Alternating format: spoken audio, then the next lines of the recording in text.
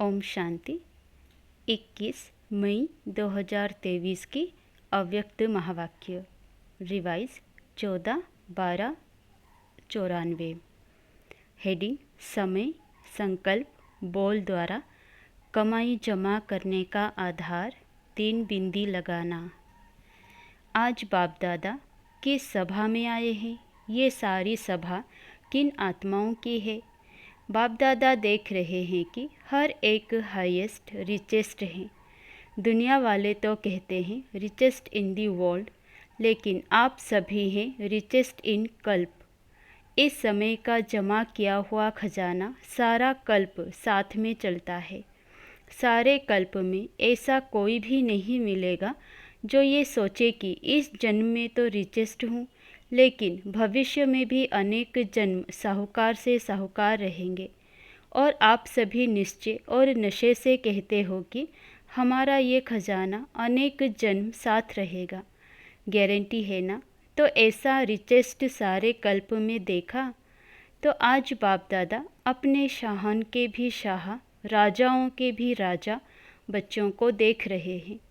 एक एक दिन में कितनी कमाई जमा करते हो, हिसाब निकालो। जमा का खाता कितना तीव्र गति से बढ़ता जा रहा है और बढ़ाने का साधन कितना सहज है। इसमें मेहनत क्या? आपकी कमाई व जमा खाता बढ़ाने का सबसे सहज साधन है बिंदी लगाते जाओ और बढ़ाते जाओ। आप भी बिंदी, बाप भी बिंदी और ड्रामा में भी बीती को बिंदी लगाना।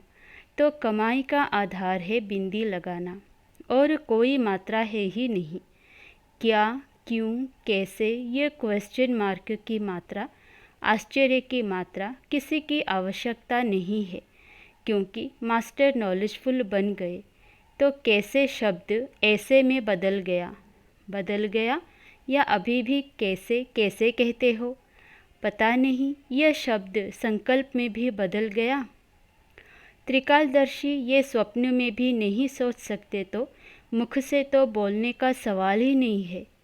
संगम पर सारा खेल ही 3 बिंदियों का है।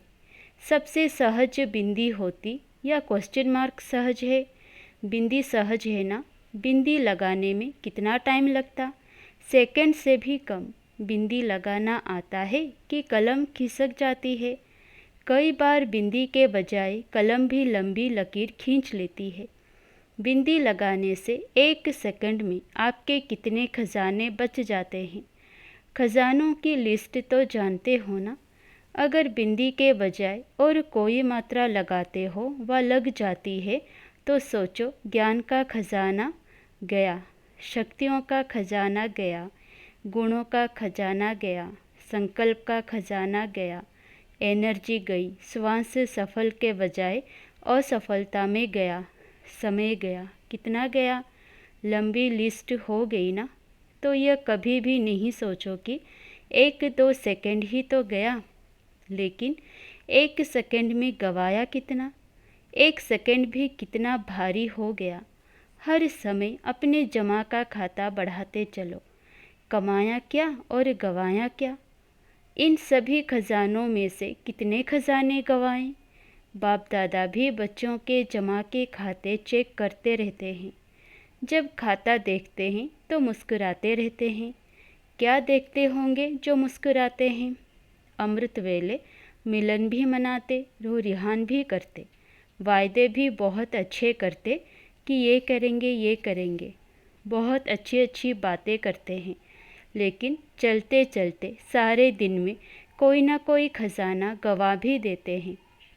फिर आधार क्या बनाते हैं? बाप दादा को भी अपनी अच्छी अच्छी बातें सुनाने लगते हैं। अगर व्यर्थ संकल्प चला तो क्या ये जमा हुआ या गवाया? तो फिर बातें क्या करती हैं? सिर्फ संकल्प में चलाना, वो तो ठीक हो जाएगा।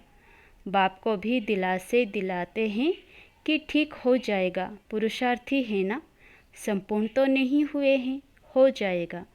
तो बाप दादा कहते हैं कि ये गा गा के गीत सारे दिन में बहुत सुनते हैं, लेकिन यह भी कब तक? क्या अंत में संपूर्ण होना है कि बहुत काल के अभ्यास से बहुत काल का वर्षा पाना है? वर्षा अविनाशी चाहते हो, संपूर्ण वर्षा चाहते हो कि अधूरा चलेगा, और पुरुषार्थ में अधूरा पुरुषार्थ चलेगा, तो पुरुषार्थ के समय तो करेंगे, देखेंगे, बनेंगे, कर ही लेंगे, हो ही जाएगा, ये सोचते हो, और प्राप्ति के समय गेंगे करेंगे। उसमें तो संपूर्ण प्राप्ति चाहिए, संपूर्ण वर्षा चाहिए। सभी लक्ष्मी नारायण बनने में हाथ उठाते हो। मालूम भी है कि लक्ष्मी नारायण की भी 8 गद्दियाँ चलेगी, लेकिन हाथ तो लक्ष्मी नारायण में उठाते हो ना। तो लक्ष्मी नारायण का अर्थ है नंबर 1 पास विद ऑनर होना। बाप दादा बच्चों की हिम्मत को देखकर खुश भी होते हैं।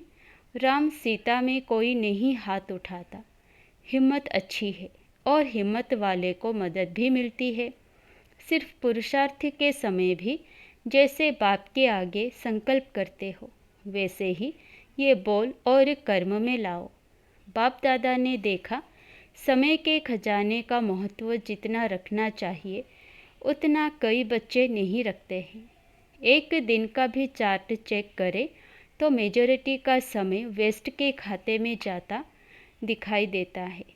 द्वापर के काल से व्यर्थ सुनने, देखने और फिर सोचने की आदत ना चाहते भी आकर्षित कर लेती है, और इस कारण समय का खजाना वेस्ट के खाते में चला जाता है। पहले भी सुनाया कि सेकंड का भी कितना महत्व है। दूसरी बात, मेजॉरिटी व्यर्थ बोल में भी समय वेस्ट करते हैं। 1 घंटे के अंदर भी चेक करो कि जो भी बोल बोला, हर बोल में आत्मिक भाव और शुभ भावना है। बोल से भाव और भावना दोनों अनुभव होती है। अगर हर बोल में शुभ भावना, श्रेष्ठ भावना नहीं है, तो अवश्य माया की भावनाएं हैं। वो तो अनेक हैं। ईर्ष्या, हसद, घृणा, ये भावनाएं चाहे किसी भी परसेंट में समाई हुई होती है। कई बार बोल के टेप रिकॉर्ड बाप दादा सुनते हैं। हर एक की ऑटोमेटिक टेप भरती जाती है, और जिस घड़ी जिसकी भी सुनना चाहे वो सुन सकते हैं। हर बोल का सार नहीं होता। कई बार कहते भी हो, मेरी भावना, मेरा भाव खराब नहीं था, ऐसे ही निकल गया व बोल दिया। लेकिन जिस बोल में आत्मिक भाव और शुभ भावना नहीं, वो किस खाते में जमा होगा? वेस्ट में हुआ ना। तो कमाई का खाता ज़्यादा होगा या गंवाने का खाता ज़्यादा होगा? ये तो गंवाया ना। तो बोल में भी गंवाने का खाता ज़्यादा होता है। तो बोल को भी चेक करो। ऐसे ही बोल दिया, ये भाषा बदली करो। समर्थ बोल का अर्थ ही है जिस बोल में किसी आत्मा को प्राप्ति का भाव व सार हो। अगर सार नहीं है तो जमा का खाता तो नहीं होगा ना। जितना एक दिन में जमा कर सकते हो, तो बाप दादा ने देखा जीतने के हिसाब से उतना नहीं है। तो क्या करना पड़ेगा? लक्ष्मी नारायण तो बनना ही है ना। कि नहीं बने तो भी हर्जा नहीं। पहले जन्म से लेकर श्रेष्ठ प्रारब्ध पानी है कि दूसरे तीसरे जन्म से शुरू करेंगे? पहले जन्म में नहीं आओ, दूसरे तीसरे में आओ। पसंद है? नहीं पसंद है ना। तो इतना जमा का खाता है। अगर खाता कम जमा होगा तो प्रारब्ध क्या खाएंगे? उतना ही खाएंगे जितना जमा किया है। तो आज बाप दादा ने सभी के जमा के खाते देखे। दूसरों को समय का महत्व बहुत अच्छा सुनाते हो। संगम युग की महिमा कितनी अच्छी करते हो। तो स्वयं भी सदा समय के महत्व को सामने रखो। समय के पहले अपने श्रेष्ठ भाग्य के आधार से प्राप्तियों का खाता फुल जमा करो। संगम युग के समय की विशेषता है कि तीनों रूप की प्राप्ति है। एक वर्षे के रूप में, दूसरा पढ़ाई को सोर्स ऑफ इनकम कहते हैं, तो पढ़ाई की प्राप्ति के आधार से, और तीसरा है वरदान के रूप में। वर्षा भी है, इनकम भी है और वरदान भी है। प्राप्ति बहुत भारी है, बहुत बड़ी है। सिर्फ संभालने वाले बनो। वर्षा भी बेहद है, इनकम भी बेहद है और वरदान भी बेहद के हैं। कभी सोचा था कि रोज़ भगवान का वरदान मिलेगा? इतने वरदान किसी को भी कभी भी नहीं मिल सकते। लेकिन आप तो कहते हो हमारा तो अधिकार है, वर्षे पर भी, पढ़ाई पर भी और वरदान पर भी। छोटी बात नहीं है, बहुत बड़ी है। तीनों ही संबंध से तीनों के ऊपर अपना अधिकार प्राप्त कर लिया ना। सभी फकूर से कहते हैं ना, बाप मेरा है। ये कहते हो क्या कि मेरा नहीं तेरा है? हमारे लिए बाप पढ़ाने आता है, ये समझते हो ना? तो पढ़ाई पर अधिकार है ना। और वरदाता के पास वरदान है ही किसके लिए? हर एक सोचता है कि मेरे लिए ही वरदाता बाप है, तो तीनों पर अधिकार है। कहने में तो बहुत साधारण है, इसलिए तो दुनिया वाले हंसते हैं कि है क्या और कहते क्या है।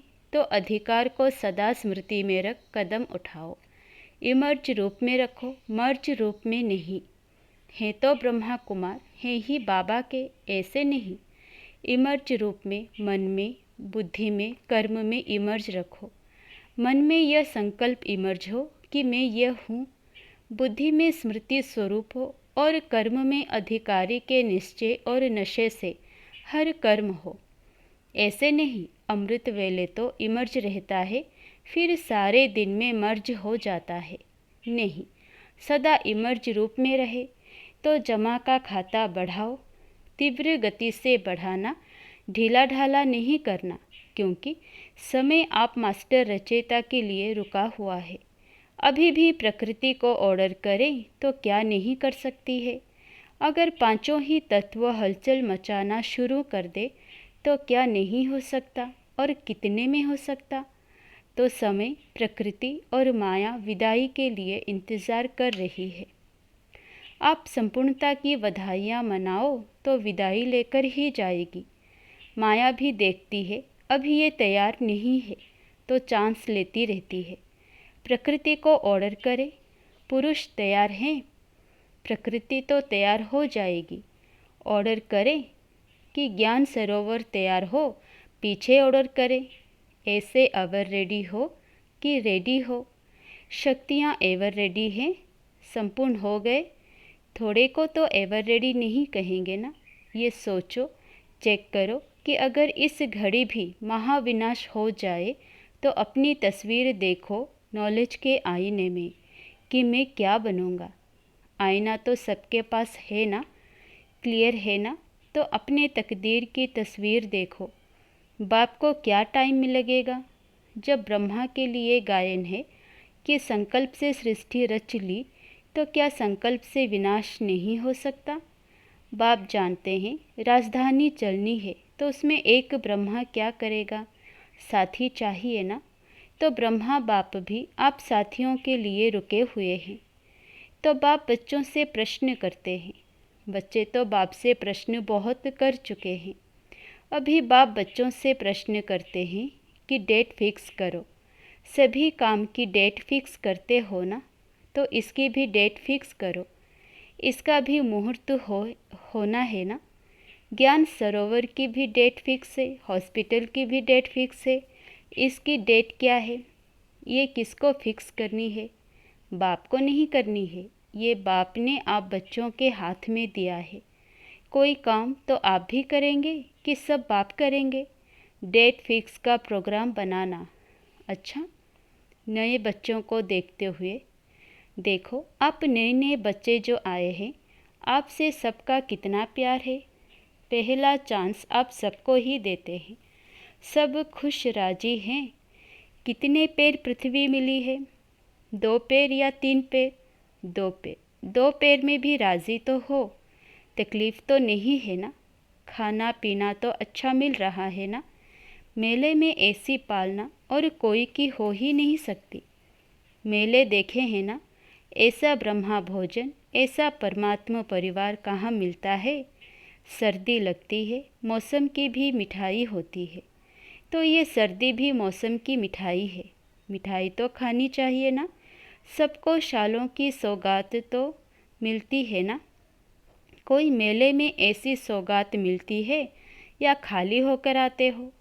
अच्छा, नयों की दिल पूरी हुई, मधुबन देख लिया, पहले स्वप्न में था, अभी साकार में हो गया।